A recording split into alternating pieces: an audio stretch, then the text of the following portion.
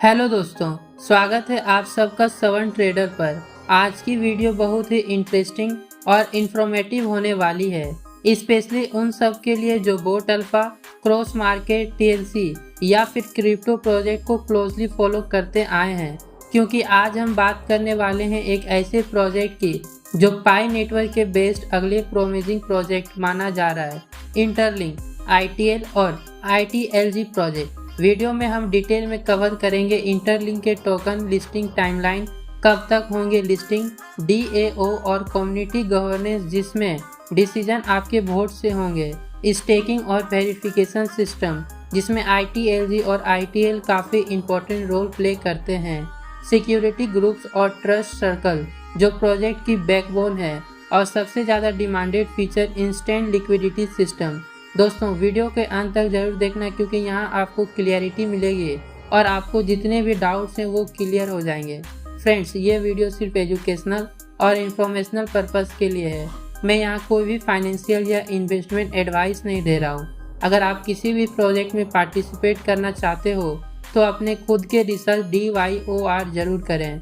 Crypto एक high risk industry है, इसलिए ब्लाइंडली फॉलो मत करें। और एक और इम्पोर्टेंट बात, अगर आपको टाइमली अपडेट चाहिए, चाहे वो बोट अल्फा, क्रॉस मार्केट या इंटरलिंक जैसे नए प्रोजेक्ट के हो, तो हमारे टेलीग्राम ग्रुप ज्वाइन कर लो। लिंक डिस्क्रिप्शन में दिया गया है, वहाँ पर आपको जेन्युइन और फास्ट अपडेट मिलती रहेगी।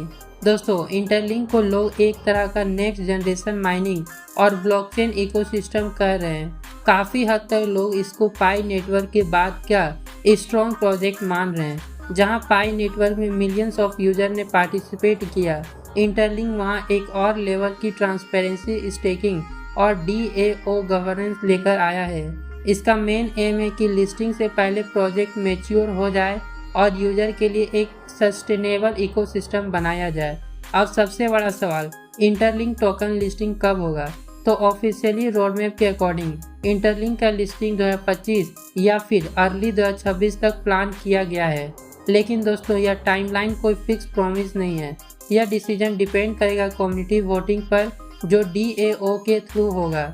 मतलब आप आईटीएलजी टोकन होल्डर हो तो आप वोट करोगे कि लिस्टिंग कब करनी है।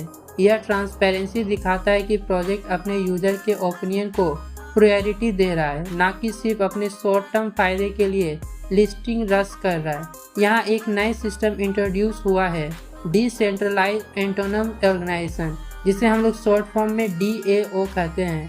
सिंपल शब्दों में अब बड़े बड़े डिसीजन जैसे listing date, roadmap change, partnership, सबके फैसले कम्युनिटी के वोटिंग के थ्रू होगा।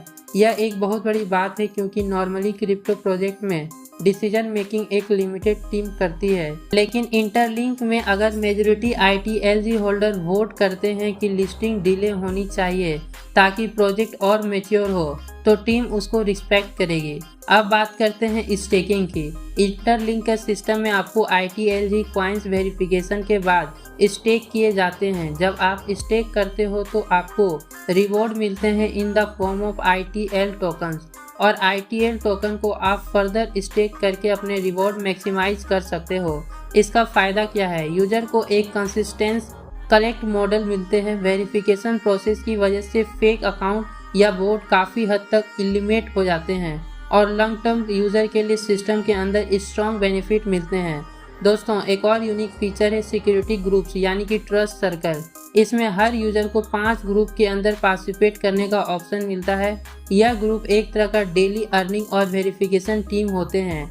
अगर ग्रुप एक्टिव है और सिक्योर है तो सभी मेंबर को हायर रिवॉर्ड मिलते हैं। मतलब यहाँ एक तरह से टीम अकाउंटेबिलिटी भी आती है और फ्रॉडुलेंट एक्टिविटीज अवॉइड होती है। यह सिस्टम मुझे पर्सनली काफ़ी इन्वेंशन लगा क्योंकि इससे एक कम्युनिटी बॉन्डिंग और ट्रस्ट बिल्ड होता है जो नॉर्मली माइनिंग प्रोजेक्ट में मिसिंग होता है। सबसे ज़्यादा लोगों को मन में सवाल है, लिस्टिंग से पहले लिक्विडिटी कैसे मिलेगी? इंटरलिंक ने एक फीचर इंट्रोड्यूस किया है जिसको बोलते हैं इंस्टेंट लिक्विडिटी। मतलब अगर आपके पास वेरीफाइड आईटीएलजी टोकन्स हैं तो आपको लिक्विडिटी का ऑप्शन मिल सकता है बिना ऑफिशियल एक्सचेंज लिस्टिंग की वेट किए। अभी इसका फुल डिटेल्स प्रोजेक्ट ने रिवील नहीं किया, लेकिन अगर यह फ्यूचर सक्सेसफुली इम्प्लीमेंट हो जाता है तो यह एक गेम चेंजर बन सकता है।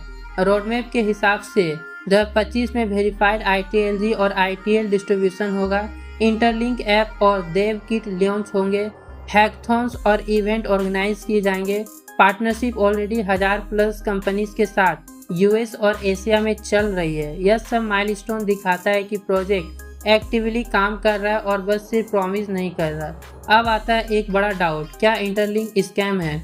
दोस्तों, क्रिप्टो स्पेस में हमेशा ऐसे क्वेश्चन उठते हैं, लेकिन इंटरलिंक के केस में ट्रांसपेरेंसी काफ़ी क्लियर है। DAO system, staking mechanism, verified coins, instant liquidity, यह सब नॉर्मल स्कैम प्रोजेक्ट नहीं करते हैं। आप कंपेयर करो पाई नेटवर्क से, शुरू में लोगों ने उसको भी लाइटली लिया था, लेकिन आज मिलियंस ऑफ यूजर ने फ़ायदा उठाया। वैसे ही इंटरलिंक एक लॉन्ग टर्म प्रोजेक्ट लग रहा है, जिसमें पेशेंस और एक्टिव पार्टिसिपेशन से बेनिफिट मिल सकता है। तो दोस्तों, यह था इंटरलिंक प्रोजेक्ट के latest update, listing timeline, staking, DOO, security group, instant liquidity और रोड मैप। मेरी पर्सनल एडवाइस है, हर एक प्रोजेक्ट को अपनी नज़रिए से स्टडी करो। इंटरलिंक अभी नए फेज में है, इसलिए पेशेंस और कम्युनिटी इन्वॉल्वमेंट भी सबसे इम्पोर्टेंट है।